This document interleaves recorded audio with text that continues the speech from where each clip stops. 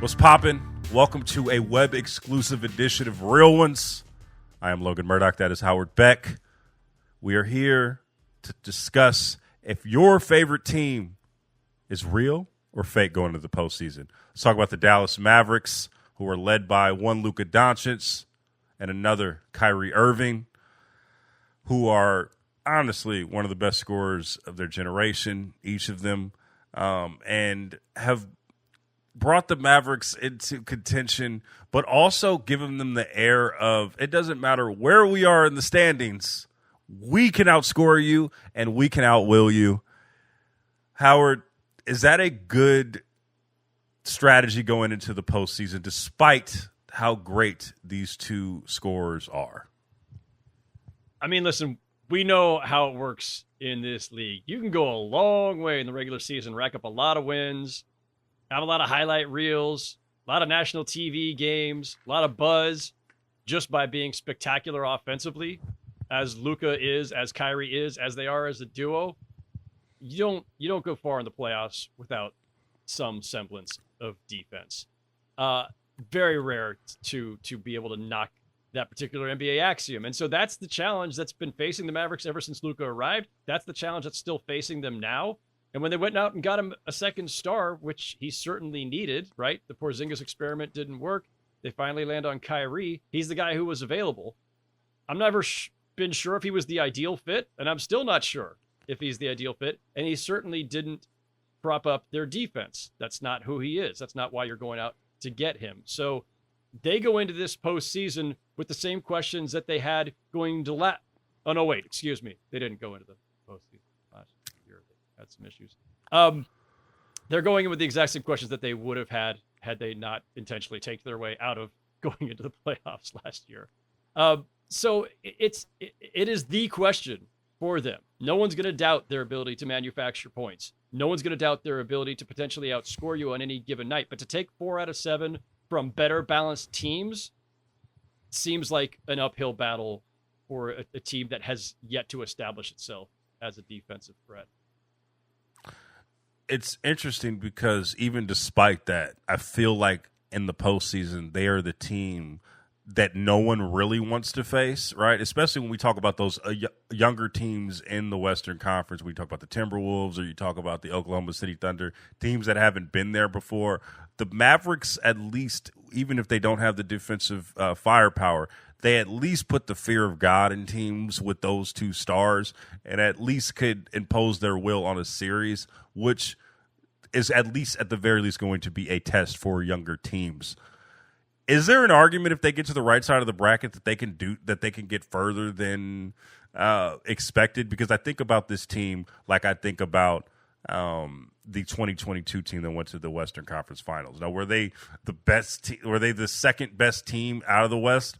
No, but they just got on the right side of the bracket and outwilled the Utah Jazz, outwilled the Phoenix Suns, in a similar type roster construction. Does the Mavericks have an argument that, hey, if we're in the right scenario on the right side of the bracket, we can do some things in this postseason? Maybe. I'm very, very skeptical just because the teams that they're facing, and we don't know at the time of this conversation who they'll face in the first round or who they would then line up to face in the second round. But the teams that are ahead of them, most of them, are much better balanced, are teams that have top 10 defenses or are respectable. Now, in the Mavericks pseudo defense here, speaking of defense, despite the fact that they've been bottom third defensively, they've had a top 10 net rating, which just shows you how elite the offense has been for much of the season, that they've been able to overcome that. Your net rating, obviously, your offensive rating minus your defensive rating, they have had a decent number there, but the playoffs are different because now you are facing only the best team, and you are facing teams that are built better. And no, unless it's taking on maybe like a hobbled Timberwolves team with a 50% Karl Anthony Towns in the first round or that kind of scenario, I don't know where the Mavericks are finding an advantage. Are they scary? Yeah. does everybody look across and say, like, Luka and Kyrie, those are two guys I just do not even want to have to deal with. And if a game is tight down the stretch, those guys can beat you for sure. But I don't know that that's enough to beat a team 4 out of 7. It's interesting you say it in that way. I think that with this team, I've watched them a lot. I've watched their offensive. Their offense is brilliant because of those two guys. Yet it seems really unimaginative under Jason Kidd. He's drawn the ire of the Mavs fan base during big stretches of the season. He doesn't seem like he doesn't in an era of coaches that seem to have the imaginative defenses and offenses. He seems to be the old school guy that say, hey, if we need a shot, we're just going to get the ball to Luka 35 feet from the basket. And that's the best play we can get. Or my second favorite, we're going to get Kyrie in the corner where he's double teamed and he's going to shoot a fadeaway with the game on the line. Will a playoff run save Jason Kidd's job? And is that a good thing for the Mavericks if it does? Because I feel like this team has a ceiling as long as Jason Kidd is their coach. I mean, there was chatter about Jason Kidd's job security last offseason and even earlier this season. And if they flame out in the first round, I think that will be a focus again for a lot of people. They also have new owners in Dallas. Cuban's still there as a minority owner, but he's not running the show anymore. So it's hard to forecast what they'll operate like now under new ownership, and certainly with respect to Jason Kidd, who clearly was, I think, a Mark Cuban guy. Kidd, for all of his flaws as a coach that we've seen in Brooklyn and Milwaukee and now Dallas, he's got the respect and the ear of his two stars, and that goes a long way in this league, right? Like, coaches, there's a lot of things that are required of you, and schemes matter, playbook matters, technical acumen all matters. And I'm not saying Kidd doesn't have those things. Like, he clearly does. He's one of the smartest players I've ever seen play the game, and he was brilliant as a point guard in this league for a long time. It's why he's in the Hall of Fame. But being able to sell your stars and get them on board with whatever it is you want to do is job one. After that, it starts to become, is the thing you just sold them on actually effective and effective at the most important times?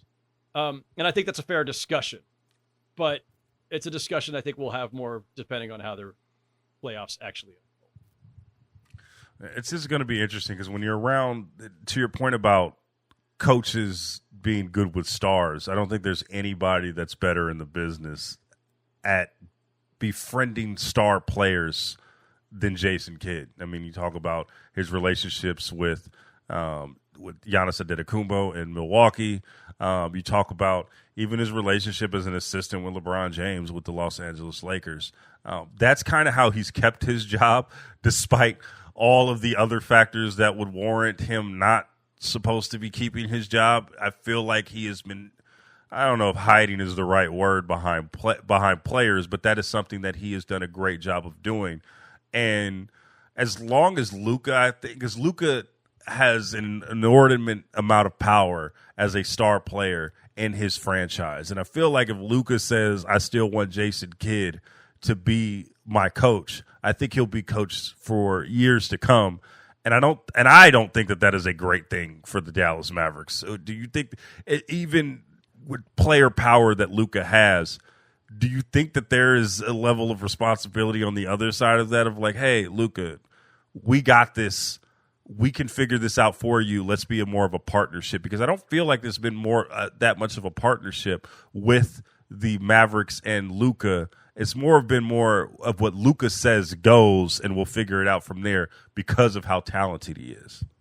Key number here is 2026, because that's the year that Luka can opt out. He's got a player option, and that's just 2 years off. So, as always in this league, the clock is ticking for the Mavericks, and I'm not suggesting that Luka's about to ask out or should or will. Who knows?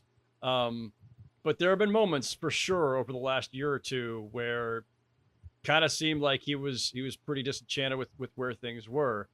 And yeah, getting Kyrie and what they've been able to do so far has looked fairly promising, but if they lose in the first round, that's not inspiring. So whether that's going to be doubts about the coach, whether that's doubts about the co-star, whatever it may be, Luka's got an immense amount of power in that organization to get things fixed. We'll see how that ultimately manifests. But as I say, the clock is ticking. And I do think, as much as you raised the question, Logan, of Jason Kidd's future there, I think we should be talking at least as much about Kyrie's future there. Because if you were in a position where you'd rather miss the playoffs last year, his first run with them, and then in year 2, if you make the playoffs but lose in the first round, how much more can you do, and how soon? And is Kyrie truly the right co-star? Is there another play to make here? It's premature to have that conversation right now, but I'm throwing it out there because I do think it could be a conversation. So. All right. Time for the segment of the segment, which is, are the Mavericks real or fake, Howard? They're fake. And that's with all due respect to Luka, who's probably going to be on my MVP ballot somewhere and on most people's MVP ballot somewhere. Luka's amazing. Kyrie's fantastic when he's at his best, and he's been really good in Dallas. Nothing you can really knock him for there. I just don't think that this roster is built to contend, and I don't think that the pure firepower of 2 stars in this league is ever enough. We've seen various versions of this over the years. So, no, the Mavs are fake. I'm with you on that one. I mean, even if they caught lightning in a bottle, whatever that may be, I think their ceiling is still the second round or Western Conference Finals, because you can't – that's not sustainable. The scoring acumen of those guys without the requisite defense, it's not sustainable. So I'm going to go fake, but it's going to be an exciting fake in this postseason. We're going to see a lot of fireworks with the Mavericks.